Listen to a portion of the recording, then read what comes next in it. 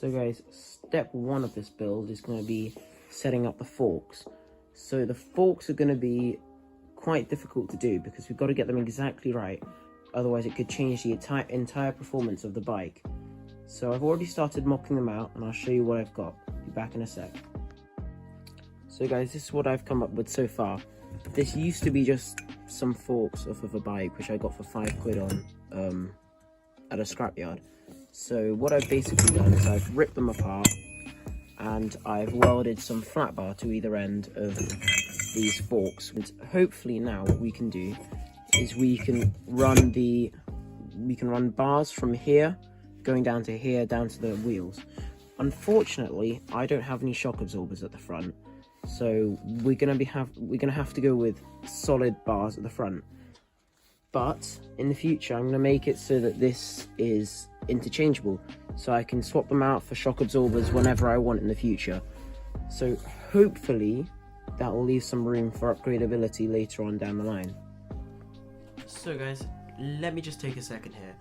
I know you guys will be looking at this thing thinking, what in the hell is he thinking? The instant that those tires hit any kind of bump on the ground, those forks are bending to hell. And I know, looking at them myself, I'm thinking the exact same thing. I'm thinking, what am I thinking? Well, luckily, I actually come up with a better solution later down the line. So maybe stick around for that, because this is just horrific.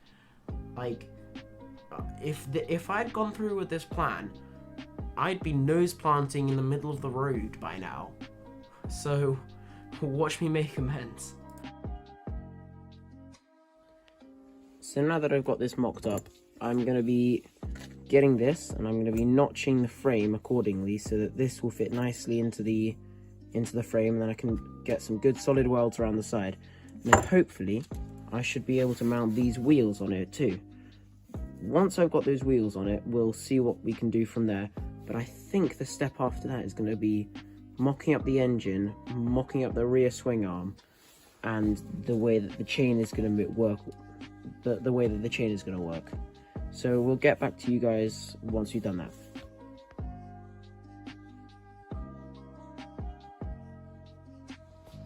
Hey guys, so it's been a while. I'm sorry because things got in the way and I just couldn't carry on with this project. So I think this is where we left off. As you can see, it's got a bit of rust on the welds and whatnot. This is where we left off. We're trying to get this bar mounted in this steering system which I built just a while back. So I think the plan will be to put holes in these tiny bits of flat bar, and some 22mm holes and also an 8mm hole, so then I can weld this to the actual bar itself, and then I also bolt this to this other bit of flat bar, so that if and when I get new shock absorbers in the future, I can just take these out and replace them with actual shock absorbers, and they'll be just all bolt on, so I don't have to angle grind anything, so it won't be all permanent. They'll be in there nice and secure for when hopefully we'll be able to upgrade it in the future.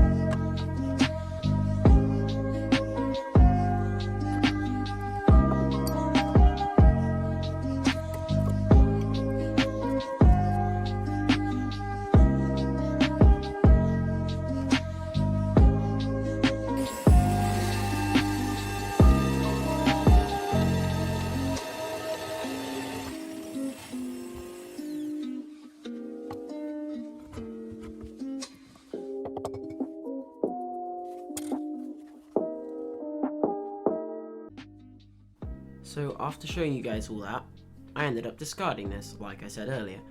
So now let me show you what I actually came up with and what's actually going to be going on the project. So here you go. What I've come up with is this.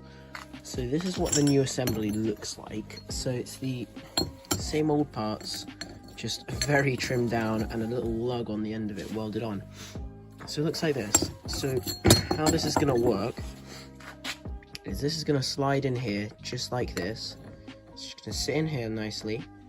There'll be a nut and there'll be a bolt going right up there into this threaded hole just here on the end of this, well, whatever this is. And then this thing will sit just through the top here, and it's going to slide straight into this thing, just like this. So that's all going to work nicely, hopefully. Then if this will be bolted down tight on this end and this end as well, I will be putting a threaded insert inside this thing. So this will be running on bearings, which will be then welded to that frame over there. So hopefully this should be all right.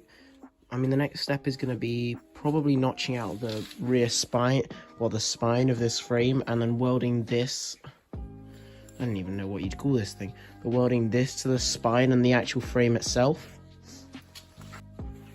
We'll leave this assembly here. We'll come back to this later, and I'll try and get this welded up and let you know how that goes on. I've just cut out this new piece here. I have no idea if it fits, but this is going to be the spine of this frame over here. So as you can see, it's the support just like this. So hopefully this notch matches up perfectly. Oh yeah, look at that. Maybe a little bit. Hang on a minute. Nope, sorry. Oh no, wait, what have I done? Yeah, I think that's right. Focus. I think that's right. I'm really not sure. I don't know about this end. I am holding this in the weirdest position right now. So I've got one arm crossed over the other, and it is very annoying to hold. Well, guess I'll be doing some gap welding, because I don't think that's quite right. Oh well, whatever, I can live with that. That's why we have a welder. For gap welding, obviously. That's definitely what it's intended for. So, what's going on next is that will be going on. This guy will be going on. This will be all tacked up. Then we'll have the main frame ready. Then all I've got to do is work on building a pipe bender out of all this stuff. You may have noticed this on the ground. This is going to be an electronic pipe bender. I built one of these earlier to bend that. I'll put a picture up of it right now. Yep, hopefully editing me did that. Anyway, so I'll build this. So far, what I'm going to use is I'm going to use an electric hoist attached to an arm here, which basically this should be able to pull about 800 kilos. So you stick in the rod here, and basically it's going to use a wire to pull the lever all the way around here to bend the pipe. So that's what I've done with, that's what I did with this one. And basically, oh gosh, and basically all I did is I ratchet strapped the hoist to this bit of wood. So we're working on coming up with a more permanent solution, as you can see, with the Dexian welded to the box section, all that good stuff. Anyway, so I'm gonna weld this all up, and hopefully it'll all be good. I will be getting a tripod at some point, so I can actually do time lapses and all that stuff. So we have just tacked up the frame, and I think it's all good. I mean, we're gonna need to put like some little bits of metal support into the gaps where I'm kind of messed up my angles, which isn't a big deal, because they'll be just as strong, if not stronger, because I have separate bit of metal and extra thick welds on them. And actually, the frame, if you look, isn't too bad, like too badly bent at all. So Don't know if you guys can see that, but there's hardly any gap. If I push down on this end, there's hardly any gap, maybe 1 to 2 millimeters gap on the floor. Bear in mind, this floor is not straight. Sorry, this will be upside down or turned to the side for you guys. I'll try and flip it in the editor. Anyway, so what's left to do now is to cut off that and this. Afterwards, we're going to have to try and tack up an engine mount down there and then get that thing mounted. Once that's on, we'll need to bend up the subframe, which should be easy enough. And then it's the swing arms and the forks and wheels. And then we've got ourselves a mini bike. So, yeah, I think it's pretty cool. Let me know what you guys think. Yeah, it's pretty cool, I think. So guys, thank you so much for watching. It's been a very interesting challenge, this project. I will be in the future working on motorbikes, go-karts, and engines, and all those good things. So yeah, let me know what I could improve on. And thank you guys so much for watching. See ya.